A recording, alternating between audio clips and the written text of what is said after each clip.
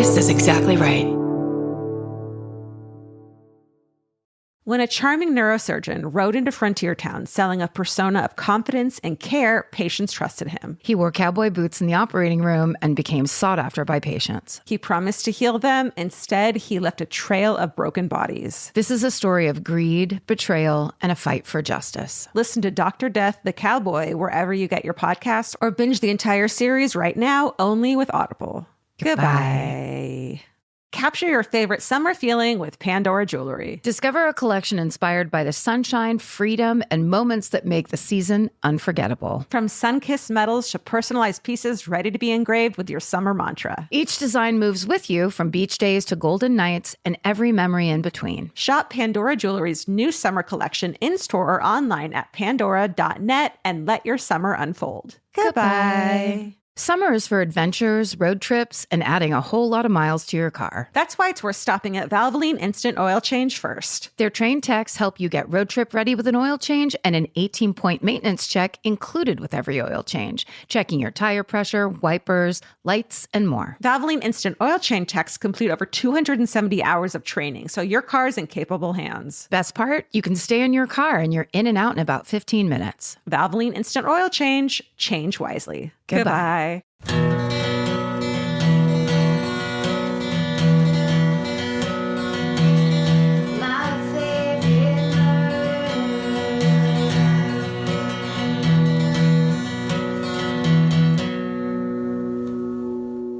Are you ready? Yeah. I'm ready. Let's be really low energy this time. Let's be as quiet as we can. Yes. And Fuck, I screwed it up already. yes. You want to be quiet? Yes. Yes. That's all I've ever wanted. Oh God. Hi, welcome to My Favorite Murder. That's Georgia Hardstark. That's Karen Kilgariff. We're the quietest girls We're so quiet. on podcast. Thanks for being here. It's like spending an hour with us. Thanks. Thinking about things with us. Guys, there's so much going on in our world.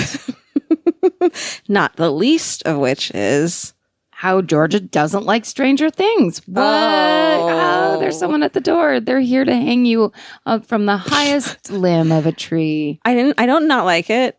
I have issues with it. Okay, let's hear them.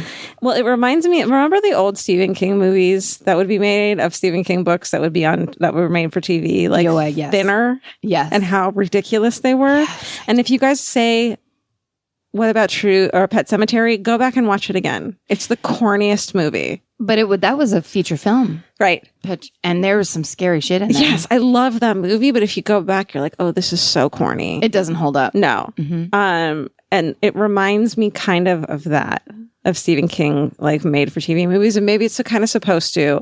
But I also it reminded me of like someone who doesn't read sci-fi made a show about sci-fi. Yes. And like, I feel like if it's the kind of movie where if someone who had read the book were watching it, which I know there's not a book, but if you were, you'd be like, why the fuck did they leave this thing out? This was the most important part. Like, I feel like I would have been screaming that if I had read the book. Well, I've found, I think because I like seeing, I'm at that stage where that kind of nostalgia works on me because it's from when I was 10. Yeah.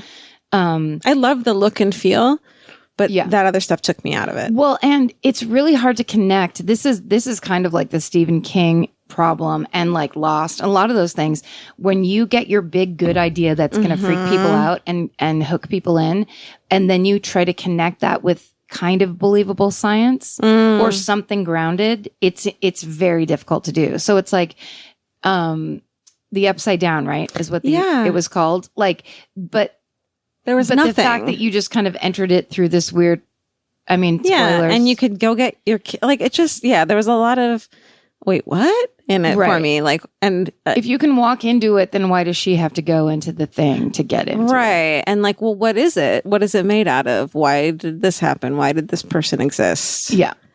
How did she get out of the, Yeah. This is another episode of Georgia can't suspend her disbelief. And it's a valid angle. I do, however, like the night of, I've gone through. I'm 3 episodes in. Okay. Well, when you get to the episode that aired last night, Oh my God.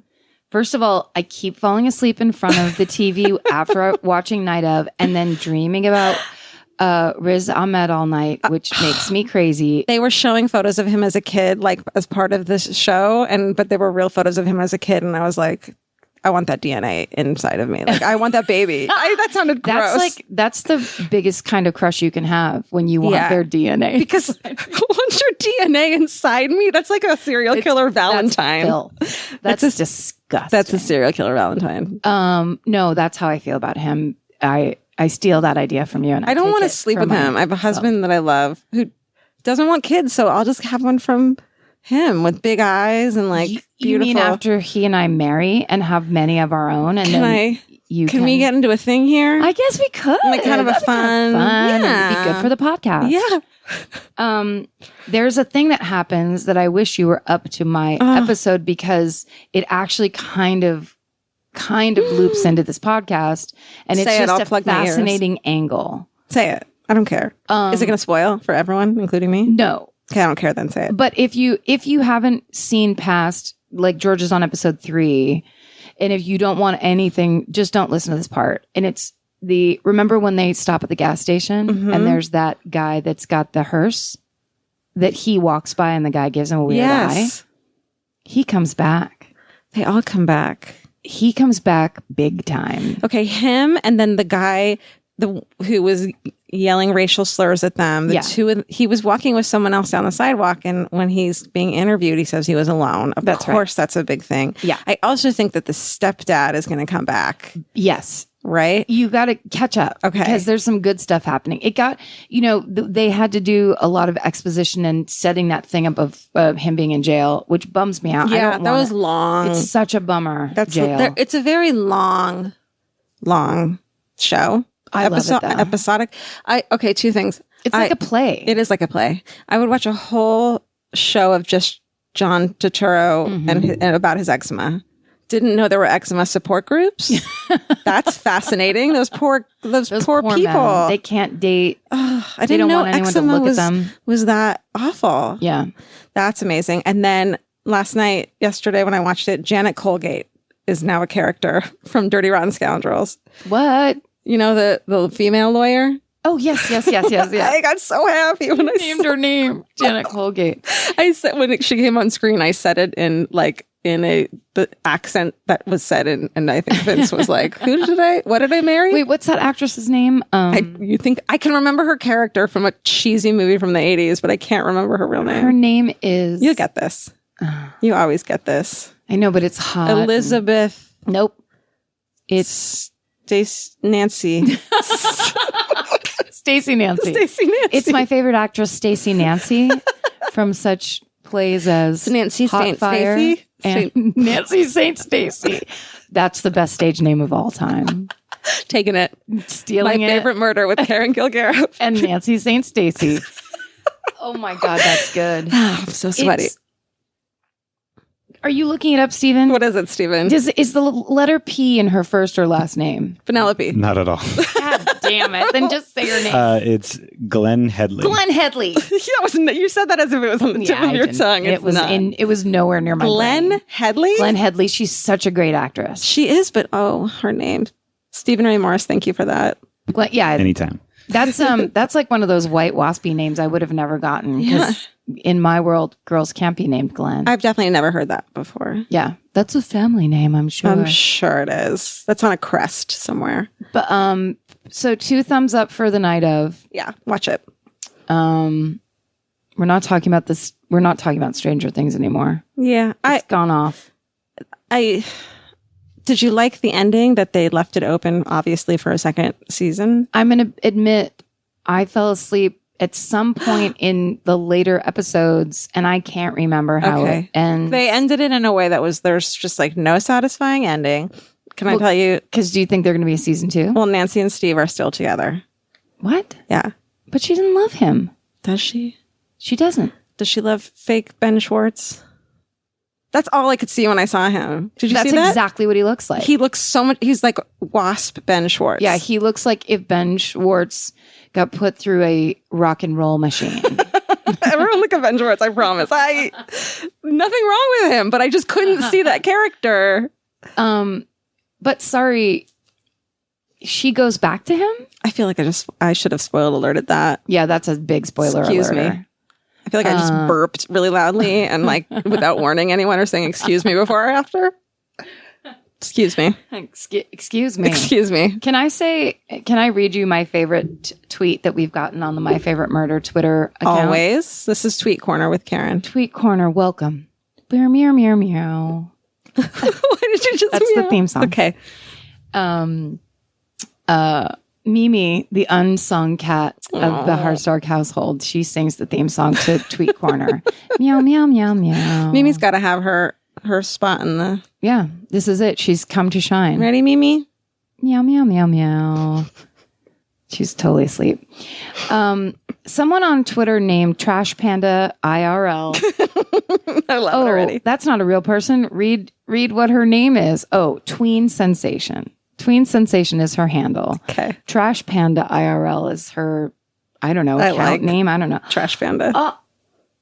And on her Twitter account, sorry, but I just noticed this, her header picture is a picture of Barb, and it says, in memory of Barb, Oh my God. see you on the other side. That's And incredible. it's an illustration of Barb from Stranger Things. That's Hell the best. yeah, That's Trash Panda. the best. Way to bring it all around. So she tweeted at us and said, my dad keeps calling your show the fuck word murder mystery show because he can't remember the name. And I cannot stop laughing at that. Say it again. My dad keeps calling your show the fuck word murder mystery show because he can't remember the name. That is so, first of all, I can't. if my dad heard a podcast where girls were saying the F word, he would pull the stereo out of the car and throw it onto the highway. But I swear, if my dad ever hears this, he's going to call me with such a stern tone. And so I love the fact that Trash Panda IRL's dad is even listening to it at all. I love him. I love him. He sounds like my dad. And I think we might need to change the name of this podcast to the fuck word murder mystery show. I try not to do this, but someone who makes the memes needs to get our logo and change it into, say it one more time because it makes me so happy. The fuck word murder mystery show. It's just beautiful. Can I read you something that's probably going to make you want to cry? Yes. You ready for this? Uh-huh. Okay. Wait. Are you... Shit. Yeah. Oh, no. Should I start crying first? Start crying now. I'll just think about Oh, no. what happened. Oh, wait, no. Should I cry because you can't Okay. find it? Here we go. Ready. All right. Wait. Oh, son of a bitch. Okay, I found it. Okay. I'm emotionally ready for you All to right. read whatever this is. Liz C. on the Facebook page says, I'm 19 years old and fighting cancer at the moment. Oh, no. Ready to cry? Yep. My dad and I listened to the podcast on the way to the hospital and back. Oh, fuck. It's a great way to keep my mind off things, except now I'm scared to get murders. LMAO. I can't wait for the new shirts to come out. I'm definitely going to be wearing it to the hospital. Love Girl. all you murderinos. And then there's 200 comments, including mine, that says, your next shirt is on the fucking house. Oh. And What's then her name, Liz? Liz. Yeah, Liz. Hey, Liz, you fight the good fight. You Girl. get in there, you do your fucking chemo or however you're taking care of this business and get it taken care of and get it out of you. Yeah. And many years of this stupid bullshit to come. Wait, the podcast or cancer? No, none of that. Okay. Only the podcast. And then general fun things in life. Yeah, murder, cancer. You're going to be the smartest person you know because you've dealt with this thing. And you're going to have a great perspective on life. Totally. I actually know many cancer survivors. And the cool part about it is once you get through that, all that bullshit of like, that girl took my brush and now I'm going to try to ruin it. And you don't do that shit anymore because you're like, Yeah. you're like, oh, I understand what loss is. Yeah. And I understand the gift of life that we have right now. And my family who was there for me when I that we were able to get through this together. The fact that her dad listens to that on the way that listens to this bullshit. You guys. Sorry, we curse. Stay strong. We love you. We're thinking of you. Murder, cancer. And also anyone else who might be going through some shit. And with us in their ears, I bet it happens more often than not. I guess I have to say, too, we got another email this week, and I kind of get them a lot because I talk about depression and anxiety constantly. That a good place to get therapy, therapist referrals is Psychology Today. They have a website that you just put in your zip code. There's photos and descriptions, and it's a really great place to get referrals for therapists. Which that's where I found mine, and that's where Georgia found hers. We're big on therapy. You guys take care of yourselves. Yes, for sure. Hey. Hi. Then homekeeping? What?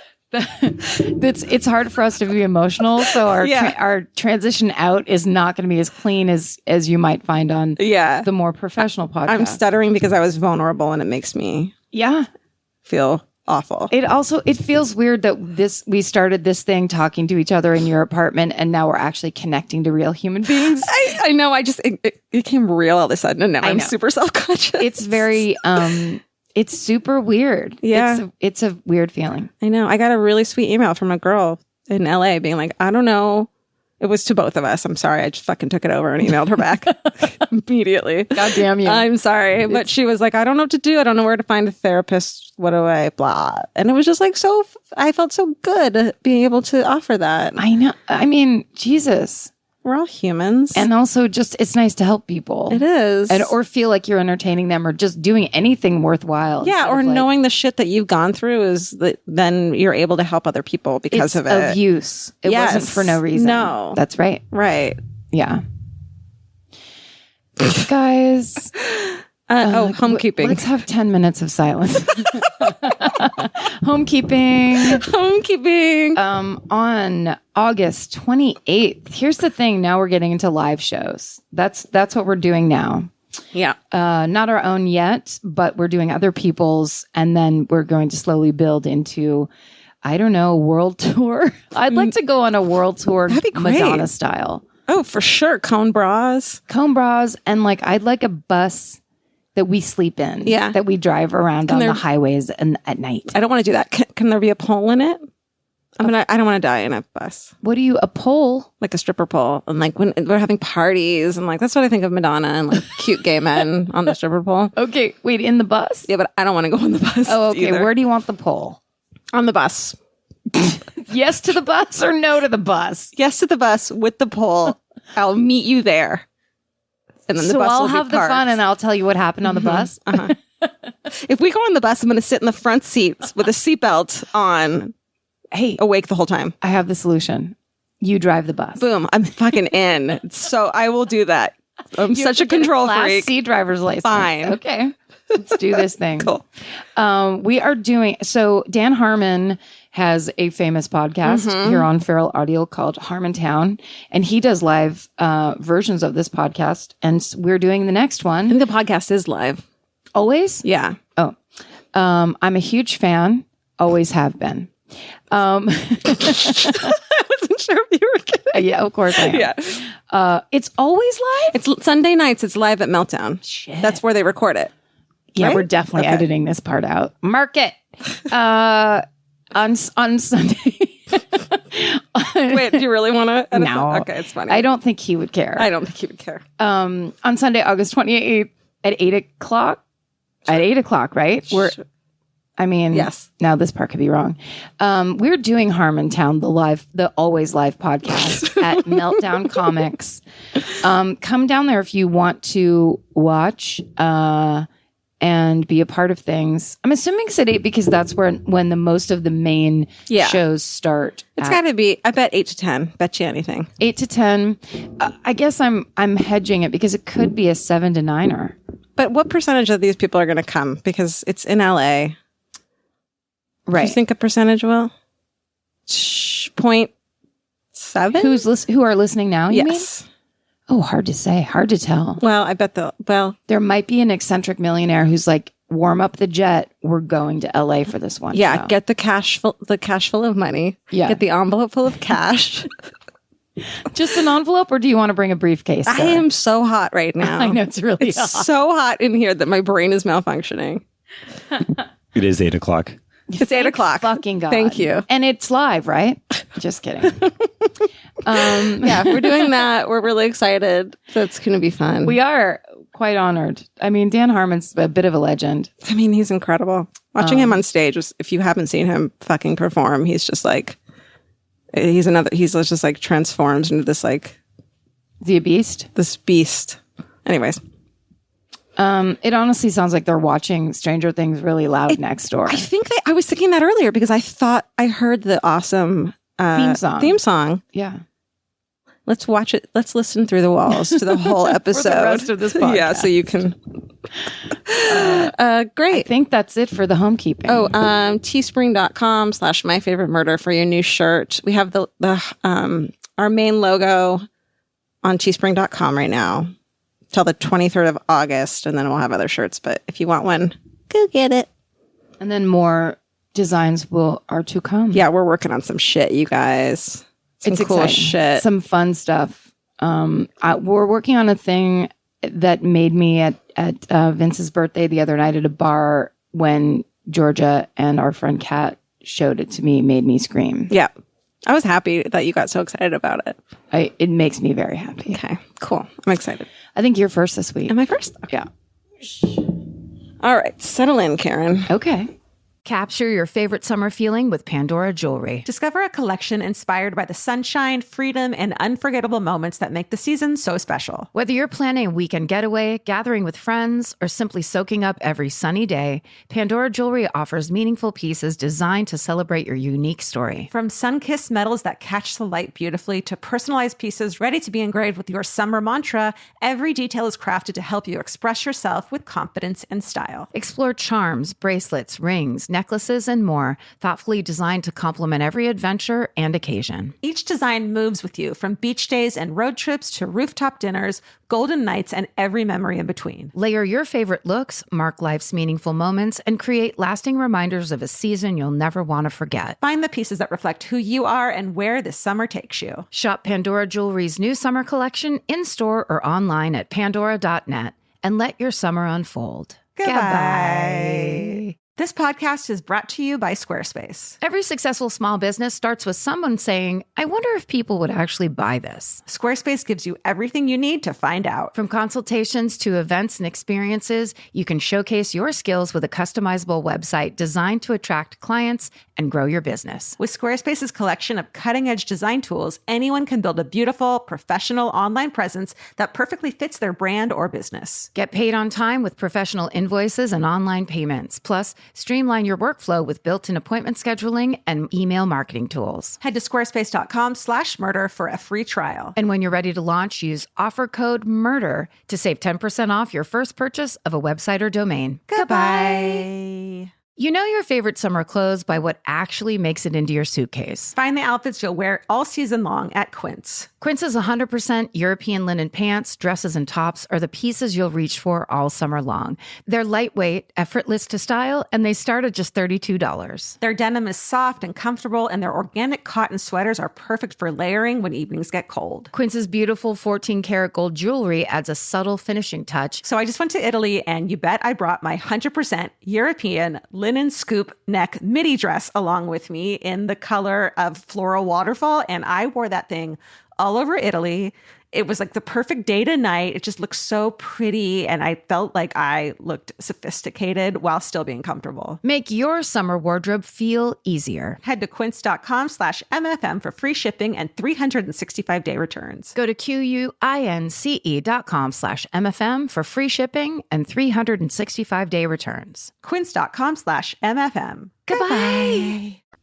Get ready to hear about something we've talked about. We've touched on before, Okay. but we never delved into. Okay. The Yosemite murders, Cary Stayner. As we know, and we've talked about, Cary Stayner, here's just like the beginning of the fucked upness. Cary Stayner was the big brother of Steven Stayner, who, if you'll remember, in 1972 was kidnapped and held captive by a child molester named Kenneth Parnell. Cary was the older brother, and he was 11 years old.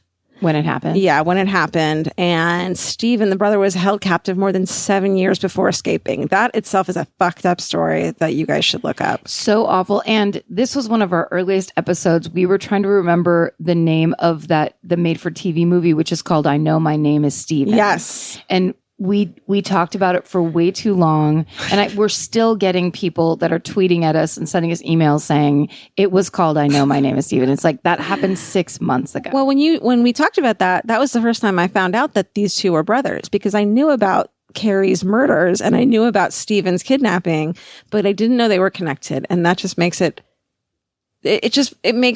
boggles the mind, in a way that's like more than just when you think of a serial killer and you're like, how does your brain do that? And we have this added piece of fucking childhood trauma in there. Also, it makes me think this poor family, like my God, whoever totally is left standing, it's just like, how much can some people take? Those because parents, it's terrible. Man, yeah. It's so much. Well, so the year after Stephen came home, he escaped his kidnapper and freed the other kid. And freed a little kid who had just gotten kidnapped by Kenneth Parnell, who, by the way, is out.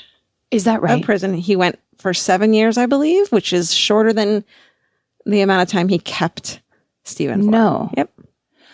Wait, is he still alive? Yeah. As far as I read an article that said he was. It could have been old, but I think so. Because I just read Kenneth Parnell's Wikipedia page. For some weird reason, some article brought me, and then I went, wait, I feel like I know about this guy, and then realized it was because of Steven Stayner. I believe he lives in California, like not Northern California. That's a bummer. Yep.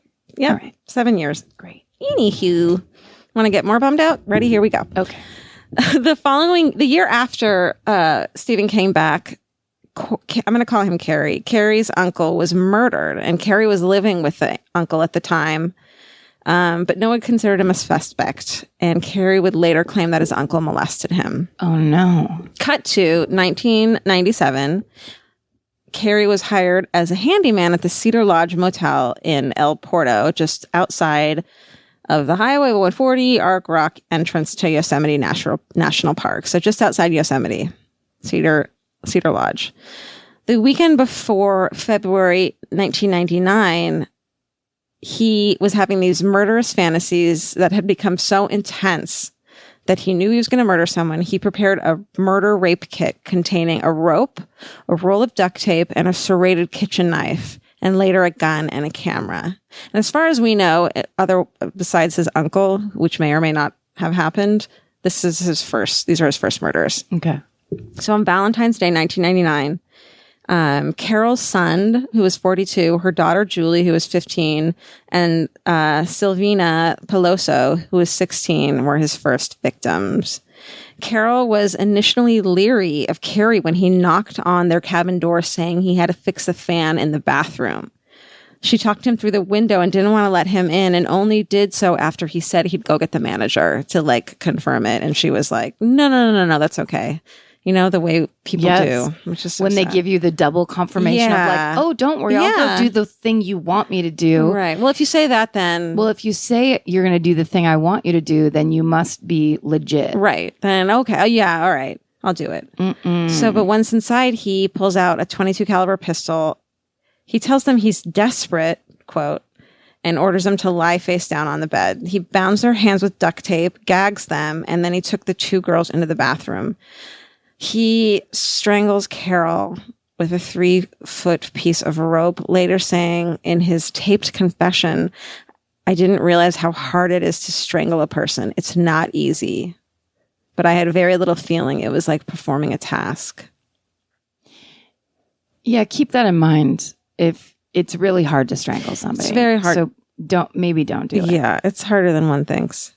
So after putting her in the trunk of her rented Pontiac, he goes back to the girls, cuts their clothes off, and then he strangles Silviana in the bathroom.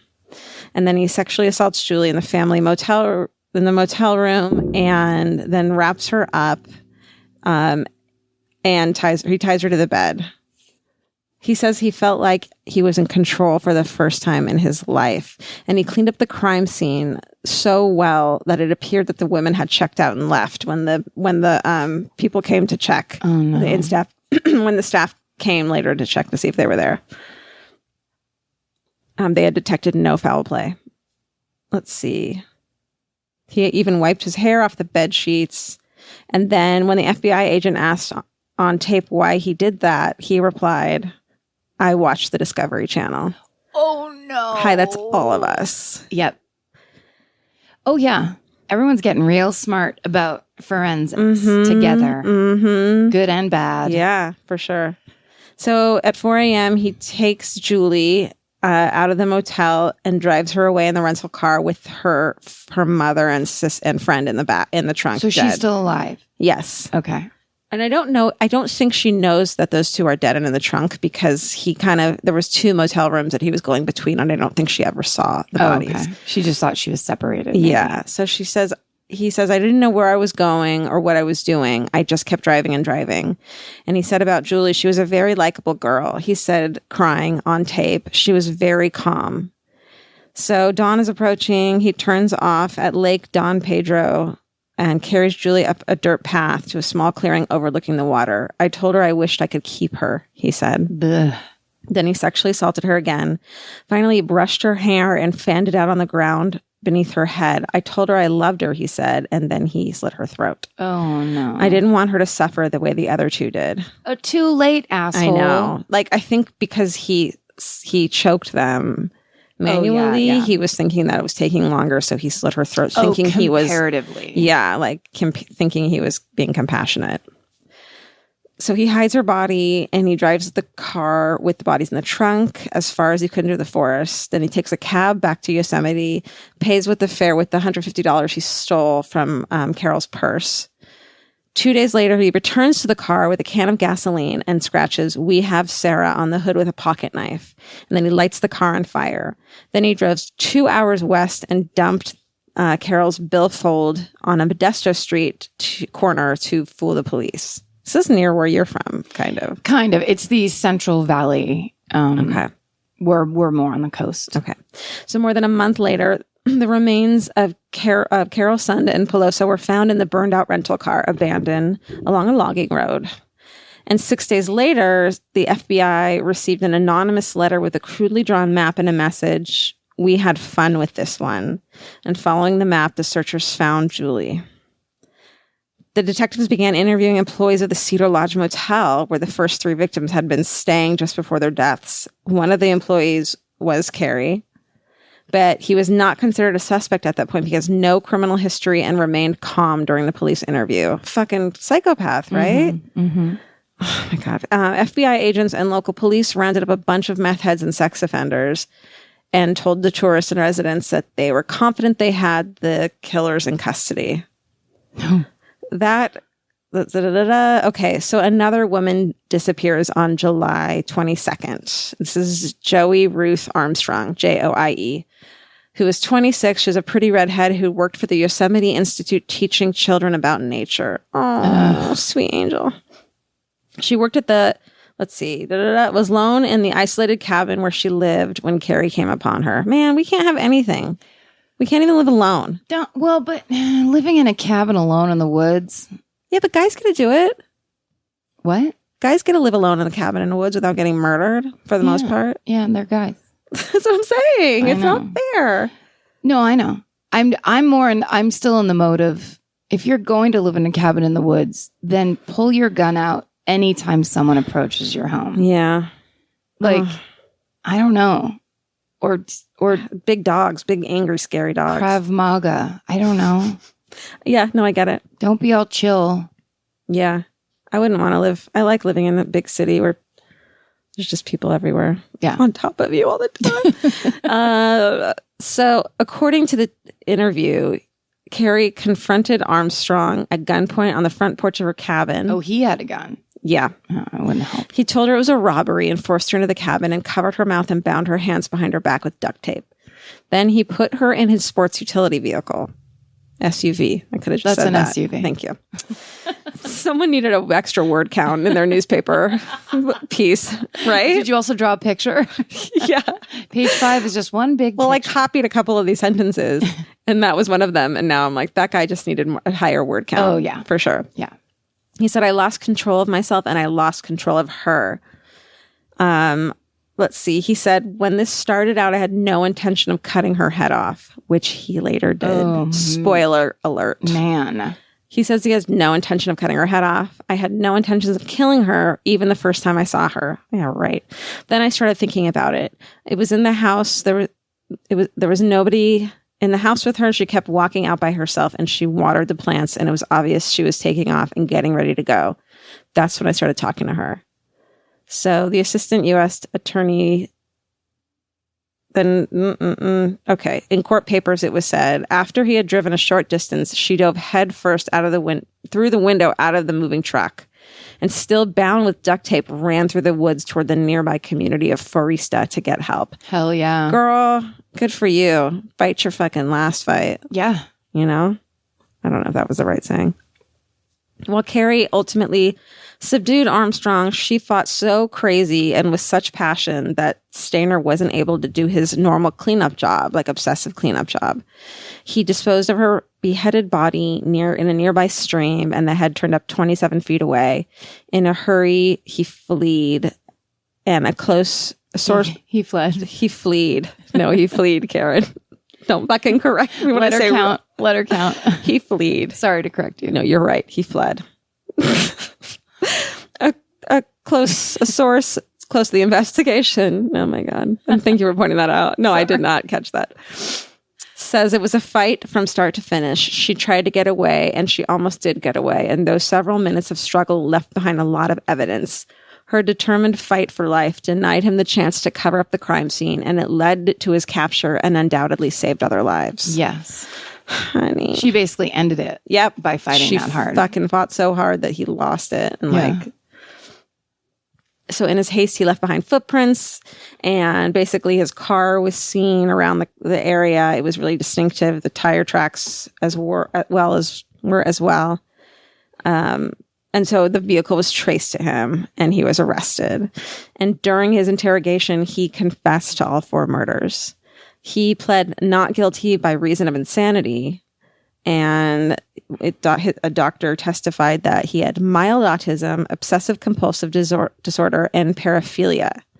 At one point during the trial, the judge, Thomas C. Hastings, had to leave the courtroom so he could compose himself in private because the testimony was so fucked up. No. He returned several minutes later, red-faced and misty-eyed. A judge. The circumstances of this case are horrendous and devastating, he said before announcing the sentence. Cary was found sane and convicted of 4 counts of first-degree murder by a jury in 2001. He was sentenced to death and is still in San Quentin. He claimed after his arrest, so everyone's like, did you get these murderous tendencies because of the stuff with your brother? Yeah. And all this like horrible stuff that happened to you as a kid. But he said after his arrest that he had fantasized about murdering women since he was 7 years old, long before the abduction of his brother. Whoa. So what are the chances like those 2 traumatic fucked up things are going to happen in one family? So awful. Okay. And then I went on Facebook and found a hometown murder from a reader. So I'm going to read it. Okay. So Taylor C. says, in June of 1999, I was 11 and my brother was 8. My family and I went on a road trip to Yosemite from LA and, all caps, stayed in the Cedar Lodge Motel. This is, for everyone, this is right between the murder of the 3 women and the murder of the single woman, like months in between. Oh, man. Around 9:30 at night, my brother and I were watching Batman and Robin, and we get a knock at the door. My mom looks through the peephole, sees some dude, and asks what he wants. He says, "Pizza delivery." We had already eaten, so we knew no one had ordered a pizza. My mom tells him as much, and he insists that we did. My mom tells him that he must have been mistaken, but he keeps insisting. After a certain point, my mom walks away and assumes he did as well. Several minutes of knocking later, my mom calls the hotel management. He must have heard her on the phone because when they showed up, he was gone. My mom filed a police report, but nothing really ever came of it. When I think when they caught him, she was briefly interviewed, but because she didn't get a good look at him, she wasn't useful in the case. To think my brother and I could have died while watching Arnold laying down some truly excellent ice puns. Because they were watching, where'd it go? Batman and Robin. Ugh. Fucked up shit. Was it, did she say it was just her mom? It was her brother and her mom? Her and her brother and her mom. So like he spotted like moms with kids. Yeah.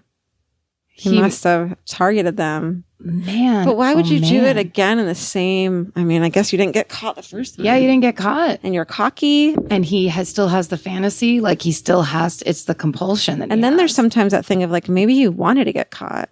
Yes. Well, it surprised me when you said that he cried when he was talking about the first girl. Well, when during the trial, when a lot of the stuff was being or when he was listening to his own testimony, he would plug up his ears and cry. Like he couldn't listen to it, even though when he was giving that information during the interrogation, he was like dead, emotionally dead. Wow. So either that was just for the show, for the jury. Oh, that's true. Or, maybe he was on antipsychotics or something at that point and understood. Or if he was like, hadn't processed anything when he was confessing. But. Yeah. Wow. Or hadn't been meeting with therapists or something at that point and kind of. I mean, but to have the urge to kill like that, I think does put you in like in the psychopathic area. I can't imagine. It's like. And since he was 7, that's heavy. He must have had some fucked up things happen to him way early on. And do you know if they ever connected him to the uncle's murder? There's not a lot of recent articles. It's like they're looking into it stuff and trying to piece together other murders in the area, see if he's got any link to them, but it doesn't really look like it. Wow. Plus, if he confessed to all of those, why wouldn't he confess to more of them? But who knows? Yeah. That's a good one. Oh, and then did you know that the brother, Stephen Stayner, died when he was 24 in a motorcycle accident? Man, that's a rough life. Yeah, that's just, it's nothing but awfulness. Yeah, the rest of that family. Ugh.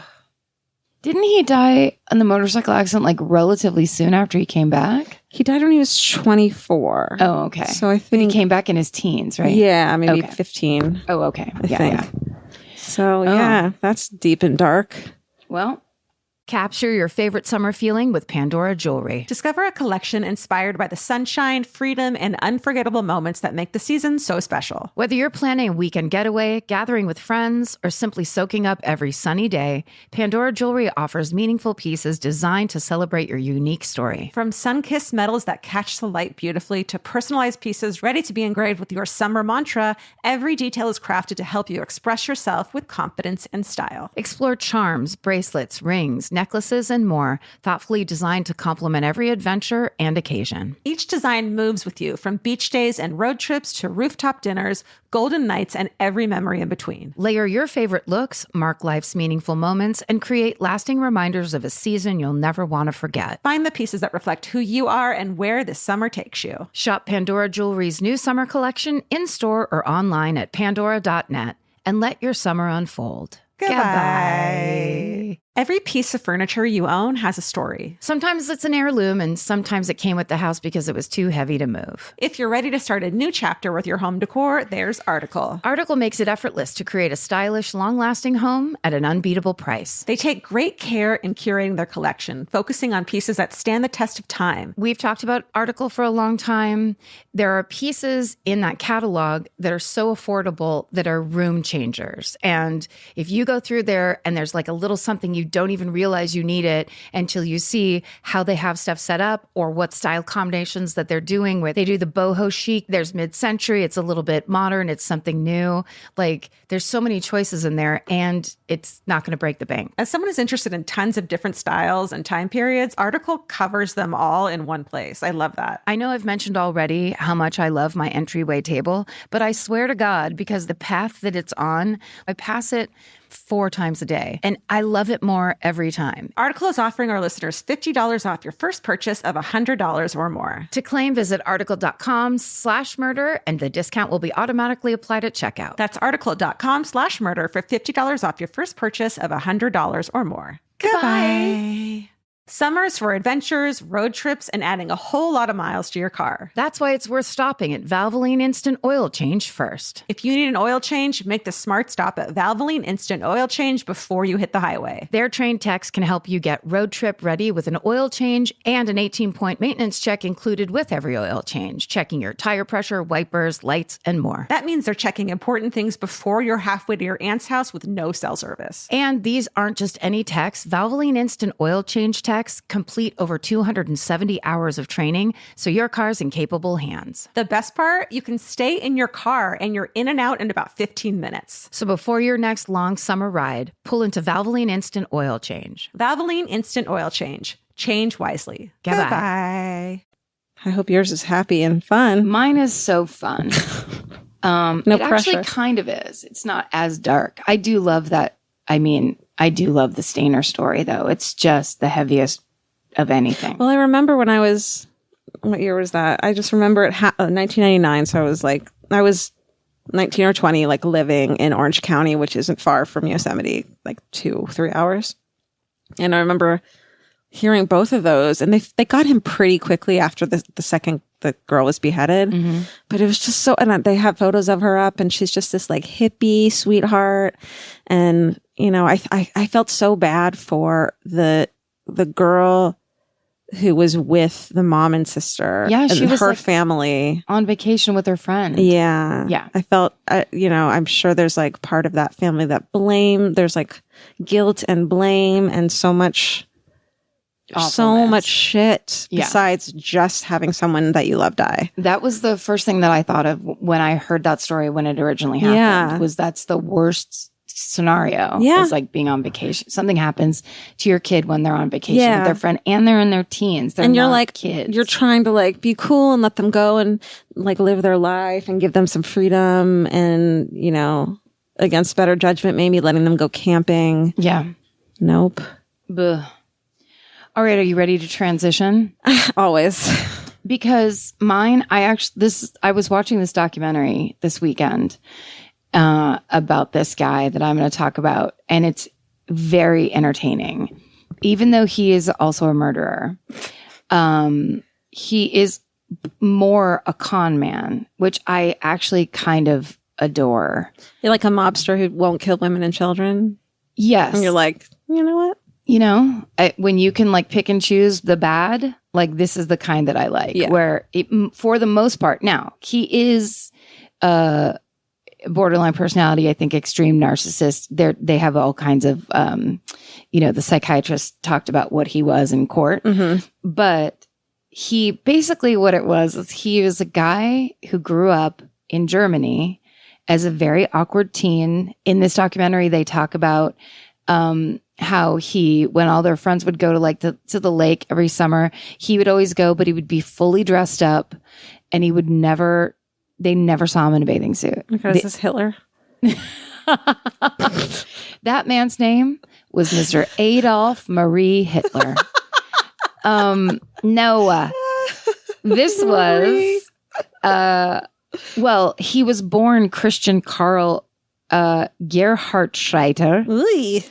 But he had many names in his long con career. He also went by the name Chris Chichester, Chris Crowe, Chip Smith, and finally Clark Rockefeller, heir to the Rockefeller family. You know this guy, Clark What's the Rockefeller? documentary called? It's called My Friend Rockefeller. Yeah, I never got through it. So tell me everything. It is here. It's worth getting to the part where Clark Rockefeller or Chris Chichester or Chip Smith or Chris Crowe is my favorite because when he was Chris Crowe, he claimed to be a relative of Cameron Crowe. He does all these lies that are just small enough. They're big enough to impress you, but small enough to be believable. Right. And it is masterful. And he's a really legitimately IQ style intelligent person, but he also doesn't really have any morals. So most of the time everything's fine because he's just trying to get money and like work for himself and get what he wants. But fair enough. And doesn't he make like everyone happy around him too? Like everyone thinks he's so funny and for cool. a little while. Yeah. I think the limit's 2 years that people are happy around this guy. Okay. Then he starts getting real irritating. And that's when he gets kicked out of houses, fired from jobs, what have you. But so this is basically how it goes. He grows up as an awkward teen in Germany.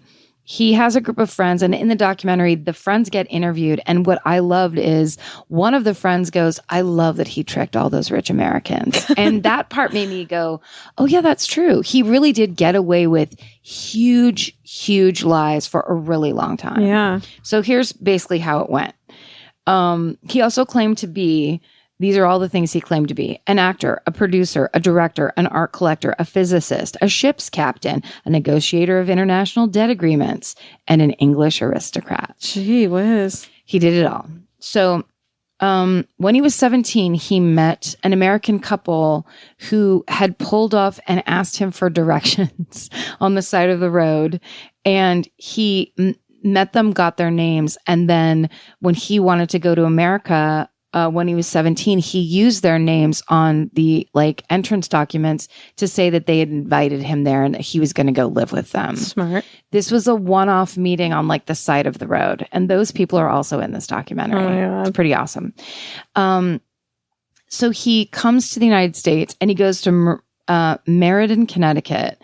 And he finds the family of a backpacker he met once on a train in Germany. I can't even talk to the person sitting next to me on an airplane. I have a hard time talking to people I've known for 20 years.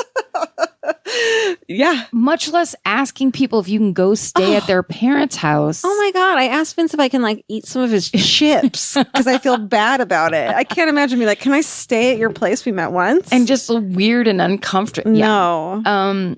Okay, so he explains to them that he is from a very wealthy German family and that he is in America, like he's a foreign exchange student, and can he stay with them because he's going to be going to the local high school. They're totally listening. They're to totally Stranger listening Things. to Stranger Things. My neighbor's downstairs. What are the chances? That's insane. I'm sorry but to also interrupt people you. can't hear it. No, that's okay. Oh shit. I'm sorry. If only we could lay in those cues as like it would like a radio show. And really, we were just in a fucking bunker in where are we? In Germany. Germany. So Sorry. No, it's okay. So basically he starts going to high school in Connecticut. And basically his whole thing is he wants to be American. He wants to blend in. He becomes obsessed with Gilligan's Island and he starts talking like Thurston Howell III. Oh, that's cool. And when he appears in this documentary, that's who he's talking like. And it wasn't until I was reading this article where they mentioned this specifically where I started laughing. Because they don't talk about it in the documentary?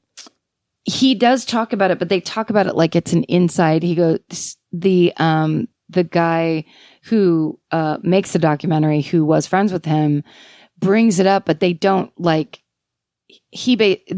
Clark Rockefeller like kind of brushes it off, like, oh yeah. But he totally sounds like him. But he's talking like, oh my this. God, that's perfect. And he's basically saying, like, it's the funniest, but also it's that thing where I don't like to listen to killers, especially. I never watch anything where the serial killer's talking. I don't give a fuck what that guy has to say. Okay. He's evil. This guy's different though, because he's a con man first and foremost. Yeah. Even though, yes, he's a bad person, killer, all of that, but he is a fascinating mind because he was smart enough to like as a teen con all these people. So he goes to this high school. He decides that he wants to be an actor, so he heads west. but he makes it as far as Wisconsin, and he decides he's going to go to the University of Wisconsin at Milwaukee.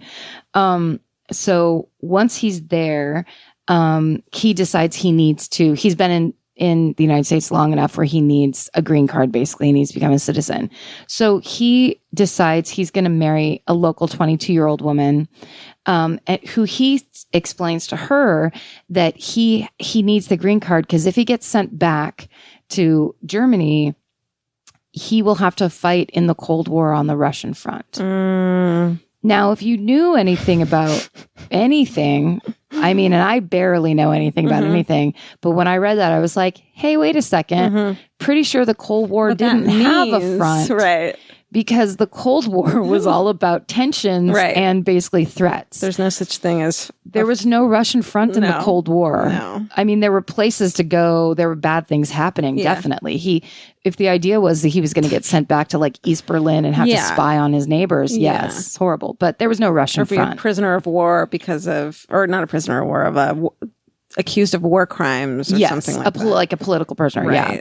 But there was the Russian front was from World War II. Yeah. That was a bad place to be. Sure. Anyway, she fell for it and married him. And the next day, he left for California. Bye. So I was like, was she in agreement and fine with it? But then later I read that she filed for divorce in 1992, 11 years later. What? Maybe she was like, needed him. Maybe she's like a lesbian and like needed to appease her family. Cover story? Yeah.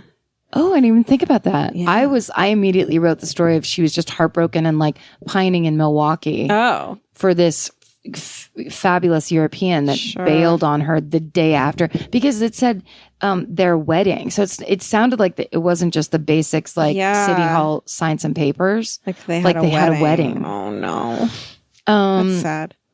A little crazy. All right. So or maybe she is like me and is just bad about paperwork and doesn't get shit done in time. So she's like, oh, that's right. I have to get divorced. Yeah, I'll do it when I meet someone else. Maybe that's what she was thinking. I'll do it when I have good reason that she's on Tinder swiping. Come on. So he heads out to California. Now it's so fascinating. He goes to San Marino. Now, I don't know if you've ever been to Huntington Gardens. Oh, you're from down here. You know. San Marino is so Pasadena is a rich area that very few people I know live in because it's like old money, rich, you have to live out of the city. San Marino is richer than Pasadena. Yeah. It's the city nestled up right next to Pasadena where all the mansions are. And it's basically gorgeous. It's crazy. There's all the streets are wide and you're legally not allowed to park on the street. So when people are parked on the street, the cops know that's someone that doesn't belong here. No. Yeah. I didn't know that. Yeah. You don't see cars on those streets in San Marino because everyone can park in their own driveway. Fuck off. But also you legally can't. Fuck you. Yeah. Because they don't want their fucking housekeepers and shit parking there. Well, I bet the housekeepers are a part of the family. Okay. Who knows? But no, they definitely don't want any of the others. Right. Anyone from outside. Yeah. God forbid you're just from La Cañada and you're just trying to party and chew your gum and smoke your cigarettes and park on the street in San Marino. Don't do it in San Marino. Don't you do it. They don't want you there. So this is a guy who's in his early 20s, college age. He's moving to LA to be an actor and he moves to San Marino so it doesn't make sense. No. San Marino, I looked it up. It was rated more expensive than Beverly Hills and Malibu to live in. So it just is nonsensical for a young actor type to live there. Sure.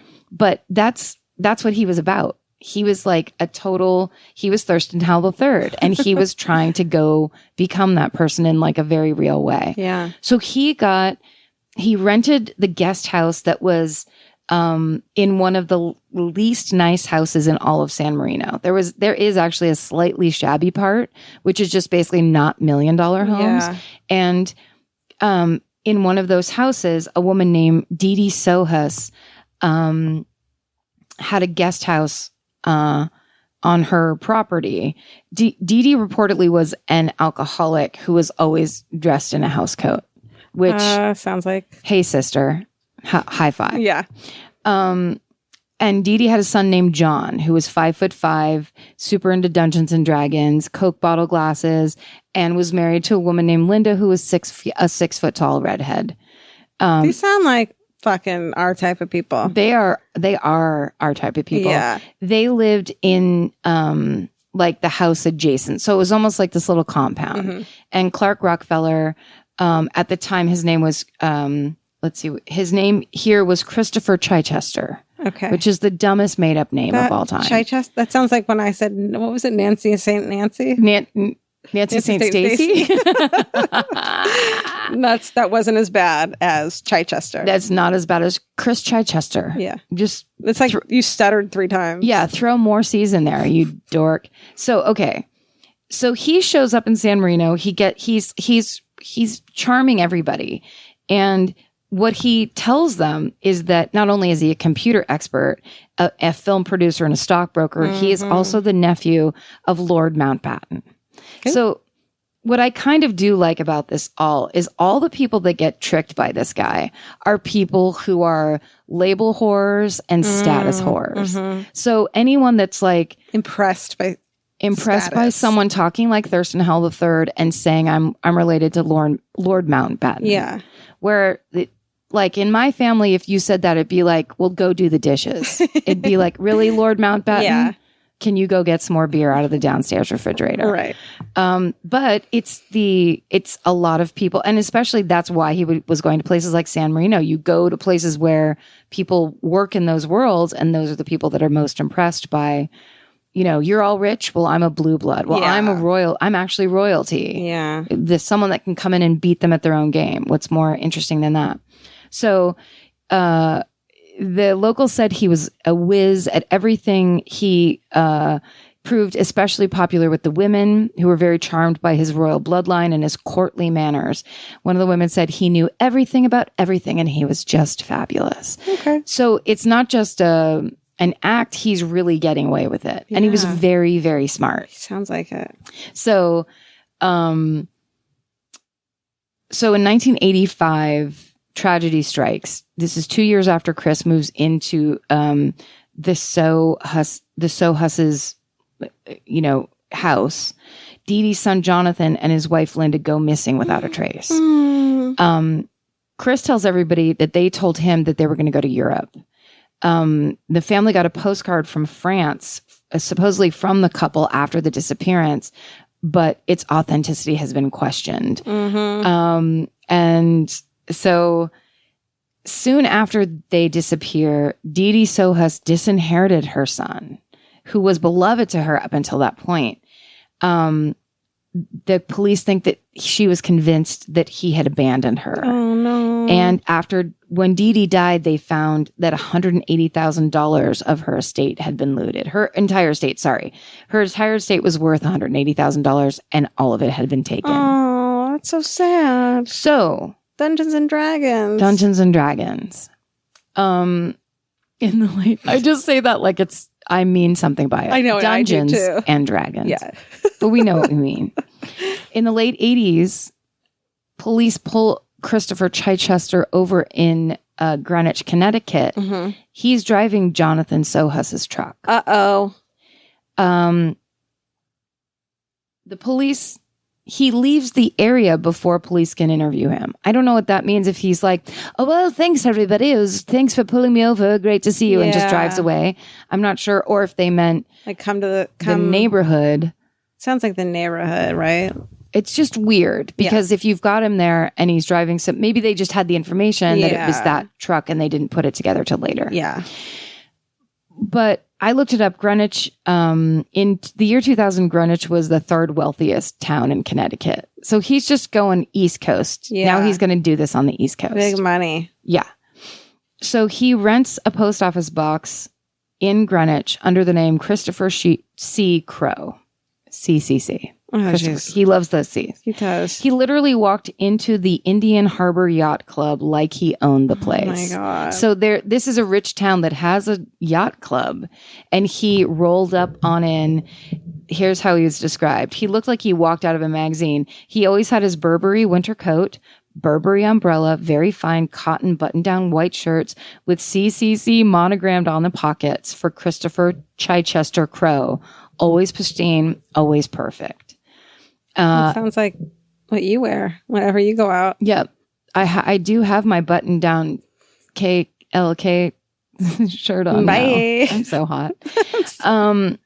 Someone else said, he's talking to you as if he's smarter, wealthier, more connected, more everything than you, no matter who you are. Fuck you. So he's just playing the rich game and beating them at the rich game. Yeah. Because I think Thurston Howell III was the richest man on the planet. So if that's who he is, he's right. Yeah. So he sleeps with a woman. So that basically his inn in Greenwich was this yacht club. Okay. He starts sleeping with a woman who ends up getting him this really high level job in town at a broker dealer firm. I don't know what that is. I don't either. My eyes were skipping over the part where it got into like finance, Business, but basically a huge finance job. Okay.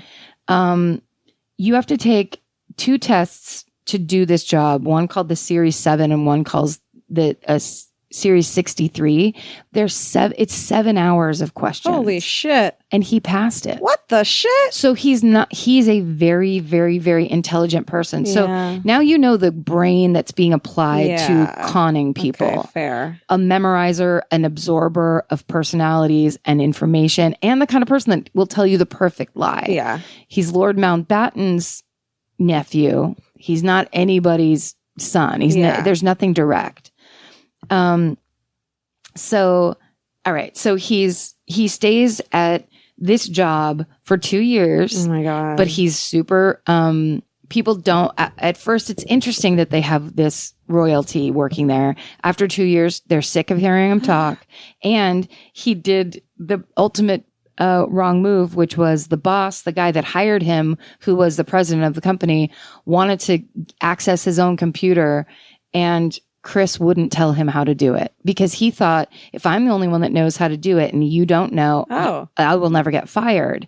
Instead, the guy in charge was like, get the fuck out of here. And somebody else is going to teach me how to get into my computer. Weird. Well, from there, he gets a better job. Oh my God. So he gets fired from that job and then he gets hired at a place called Nico. It's another one of these like Wall Street jobs. Yeah, Karen, this is not our universe. I'm not interested in it. I don't like it. Nope. I don't care. Yeah. But essentially, he does great there too for a couple years. But a couple people were onto him. This is all in the documentary because he'd ask a question like, have you ever sold one of these? And the guy that he asked the question to is in the documentary, who's like, that'd be like asking a dentist, do you know what a bicuspid is? Like it's one of the basics. So that guy was like, I was pretty sure something was going on. Yeah. And then of course, by the end, everyone's just, he's bragging and he's, an asshole to everybody. So he gets fired from there. Then he goes to another company, a bigger company. So he gets a better job. Each firing, he just is failing upwards. But this is the job where they finally do a background check. Oh, no, sorry. 2 years after he got dismissed from the first place, they finally look him up. Yeah. They run his social security number. And the social security number that he gave was David Berkowitz's, the son of Sam. Shut the fuck up. Uh-huh. That is the coolest part. It's amazing. So it's kind of like saying, if you check my shit, go fuck yourself. But no one ever did until after he left. Yeah. Okay, so holy shit, that's cool. It's crazy. So in the third job, someone at the third job finally looks into his background while he still works there and finds out that he is a person of interest in a missing persons case in California. Oh, how did that guy feel when he saw that? I mean, probably nervous, but stoked. Yeah, excited. And then hungry because it was right before lunch. Who knows? So the Greenwich police and the Connecticut State Police show up at this job, but that day, Christopher Chichester No, sorry, Christopher Crowe now. Christopher Crowe didn't show up for work that day because he was on to them. He knew. But he called in to say he needed time off because his parents had been kidnapped in either Pakistan or Japan. Oh, but just say you don't feel well. Well, and also that's where your lies are getting a bit big. Yeah. Like, pick one. Yeah. It's Pakistan. Yeah. But or you have a hangover. Yeah. Or you broke one of your teeth and you're out for a couple days. How about your bicuspid? So he disappears from Greenwich, Connecticut, and he reappears in New York City in 1992. And where does he go? Where did John List go when he had to start all over in a new town? The church. You say it with me, church. You show up at church. Wow. With your song and dance. Yeah. And you have a built-in community of people who are going to trust you. Totally. Keep your eyes peeled, churchies. So he rolls up. This is now when he is peeled, I say that as if that's something that's important. This is now when he's become Clark Rockefeller. So he's in New York City and he's introducing himself as a Rockefeller. That seems like something you'd want to introduce yourself anywhere but in New York City. Well, but here's the thing. He knows the difference. So he specifies to these people at this church that he is from the Percy Rockefeller side, not John D. John D is the one he's crazy rich. Percy still is super rich, but not John D level. Okay. So he always goes right under. Yeah. You know, he goes in with the claim that's right believable enough. Yeah. We're still talking millions of dollars. Crazy old American blue blood money. It still would impress people like my mom. Oh, he's a Rockefeller, you know. Oh, my grandmother used to say, like, she'd go pick that penny up off the floor. We're not the Rockefellers. Totally. That was like a total grandma saying. Yeah. She also said a lot of racist stuff that I won't repeat. So don't listen to her. She was a good person at heart. It was their times. Make America great again. All right. He claimed to have gone to Yale, like when he was 14. Mm-hmm. He had a Yale scarf with the blue stripes. He said he had one of the J boats from his grandparents, which was a classic 30s sailing yacht. Yeah, I do too. Yeah, don't we all? So basically what he learned is that if you joined private clubs in a big city, and they're all like clubs no one's ever even heard of, the Lodos and stuff like that, where I'm like, oh yeah, I'm clearly as working class as you can get. We'll never be. Nowhere close. We'll never be asked to. No, they're not going to ask us. No. I don't think so. But this is where the Vanderbilts and the Whitneys and the Roosevelts and the Rockefellers, they've all been socializing since the 1800s. So he learns the kind of language of private clubs and those people, and then all of his lies become believable because he's speaking their language and saying the stupid shit that they all say to each other over cucumber sandwiches. What do they say, I wonder? It's all whispering about cash. Yeah. Right? Transactions? Lots of words. Yeah. What transactions? Bonds. War bonds. War bonds. There, polio. There. Polio. Polo. I meant polio. I meant polio. Disease. You meant the disease. Yeah. Because Roosevelt had that. You got to talk about it. Right. Where am I? So... Oh, sorry, I lost my place, and I'm hallucinating from the heat. I'm so sorry. It's so hot in here. There's nothing you can do. So, I was on the totally wrong page. I tried to do that scrolling thing that I do. All right, so. Okay, so in 1995, he marries a woman that he met through St. Thomas Church, this church that he went to. And she was a Harvard MBA who rose to be one of the youngest partners in history at McKinsey. I don't know what that is. Law firm? Probably. She had a $2 million salary. She was like a legendary businesswoman. Fuck, man. He meets her at church. They hit it off and they get married. He has a way with the ladies. Yeah. He explains to her that none of his family is going to be at the wedding because there had been an argument. And he had disinvited all of them. Wow. So he has no family there. Red flag. But he marries into her family. And they have a child named Ray, which I actually like that name for a girl. Ray. Reigh. Oh. That's cute. He nicknamed her Snooks. Snooks. Which may have been something Thurston Howell III called his wife. Snooks, yeah. He'd insisted on raising her and educating her himself. Oh. I would love to meet and talk to her. Oh my God, she's the coolest. So anyway, they ultimately get divorced, and the wife has to pay him $800,000 in alimony, and he won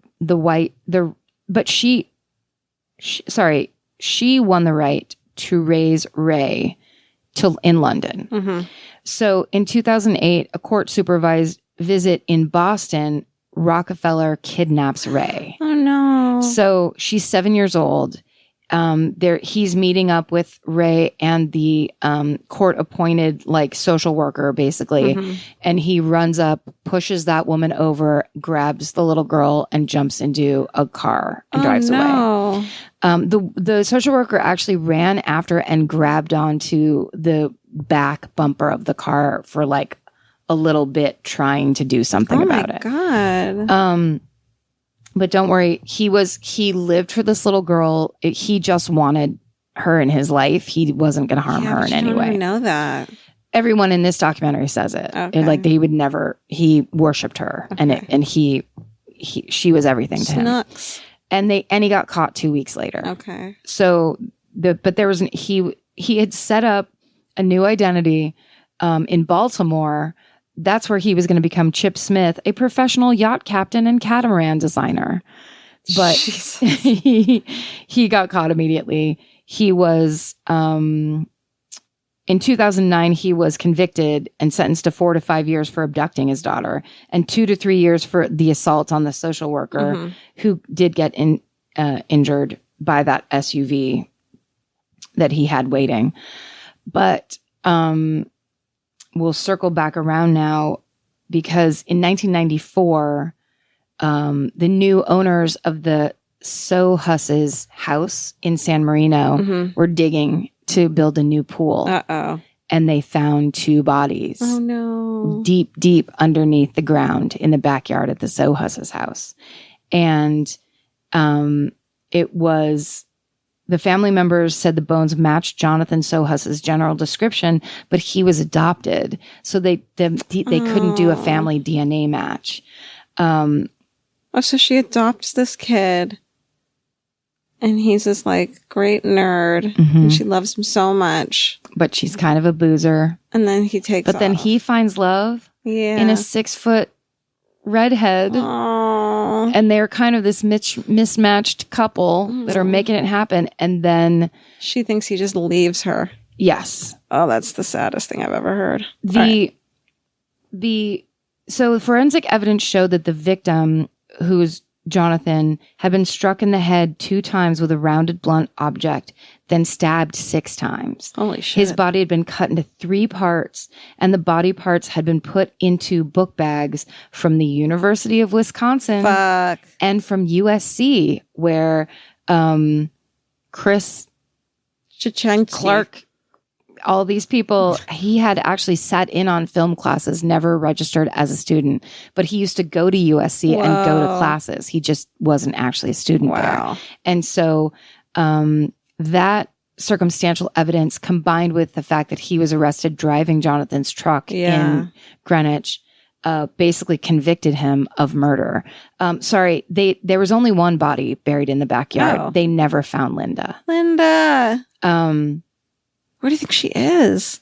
Well, the police suspect that Clark had an affair with Linda. Oh, no. Because basically Clark thought he was in with Dee Dee and thought that he was going to get her money and get the house and be in San Marino and like have his life. Yeah. And then Jonathan and Linda were basically what were standing in the way of that. Yeah. And he thought, this is just this crazy old drunk lady. Yeah. I'm going to get her to sign everything over to me. And then I'm going to have the life I want. And then Linda and Jonathan are just like, you need to move out of here. Yeah. And basically that's where it started. So the theory is that he tried to break them up as a couple and then he murdered Jonathan. So Linda might be out in the world. They think she's dead. Yeah, she's dead. Yeah. They just think that he brought the body somewhere else. That's so sad. I believe. Yeah. He was charged with Jonathan's murder, and the trial was in April of 2013, and he was convicted of first-degree murder, and he's now in some weird jail in Ironwood Jail in Blythe, California. Wow. Can I see a photo of him? Yeah. I want to see him like a mugshot.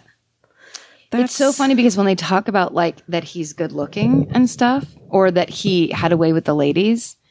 Nope. Well, Let's see. Is he hot? I mean, to each his own. Oh my God, he's like a nerd.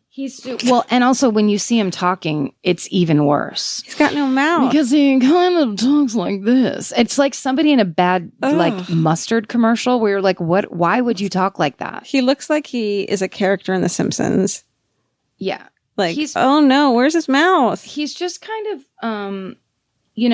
I'm sure he was insecure as a teen. Sure. And all of that, plus being really smart, Yeah. just made up for I it. don't see him being a ladies' man, but good for him. It's all in the brains. Brains. Brains. Well, that's fucking sad, Yeah. but it's playful. It's not as dark, but it kind of is, actually. Yeah. He like went and had, the crazy rich man's life, and it actually worked for a little while, but Let's take a cue from him and start living our lives. okay. Not lies.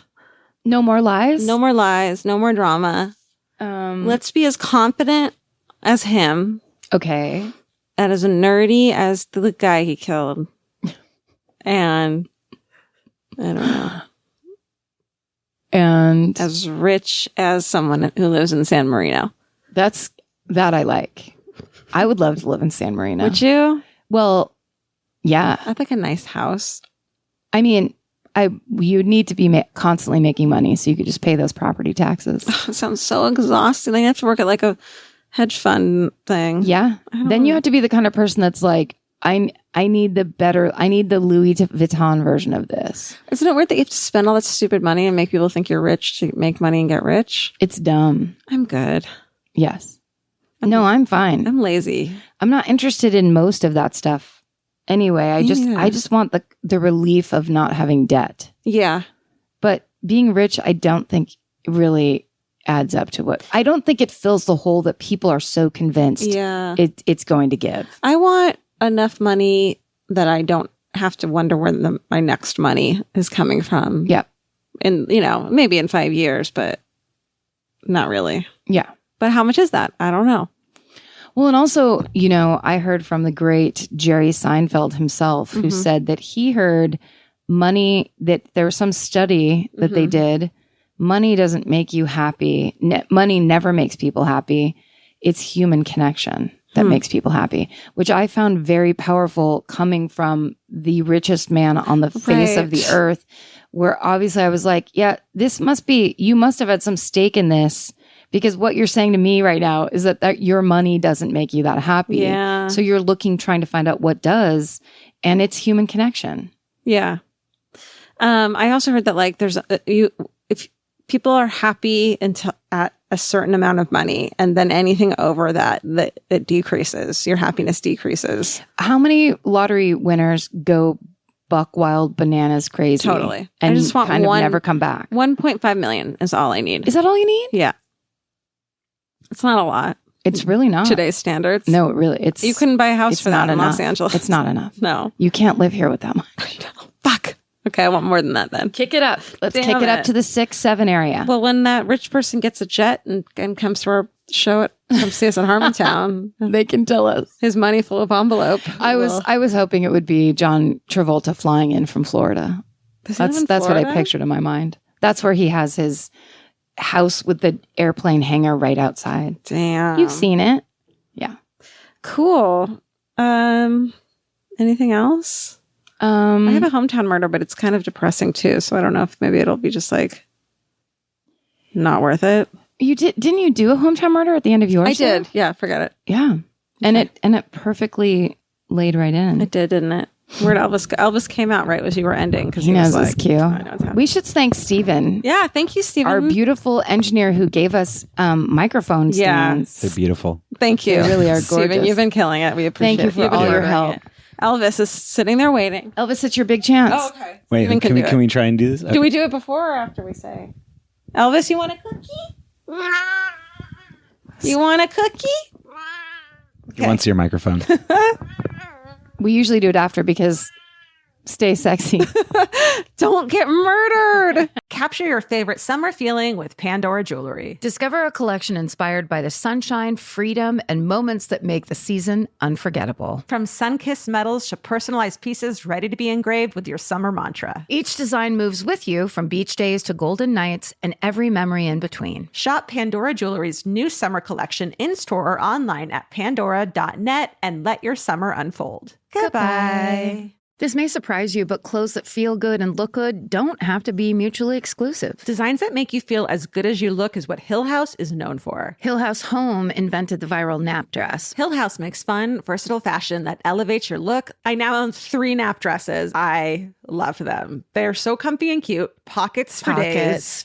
You know? Get 15% off your first order of $100 or more at hillhousehome.com with code MFM15. That's MFM15 for 15% off at hillhousehome.com. Goodbye. While the world watches the stars at the FIFA World Cup, Hyundai has its eyes on the next generation of talent. The future soccer stars who are already turning heads at age 14. Because next doesn't wait for an invitation. And Hyundai doesn't either. Hyundai has always moved the future within reach. Hyundai did it by making advanced safety standard on every vehicle. And by engineering EVs with ultra-fast charging capability. And Hyundai continues doing it every day because the future isn't some far-off concept. It's already here. Next starts now. Hyundai, an official partner of FIFA. Goodbye.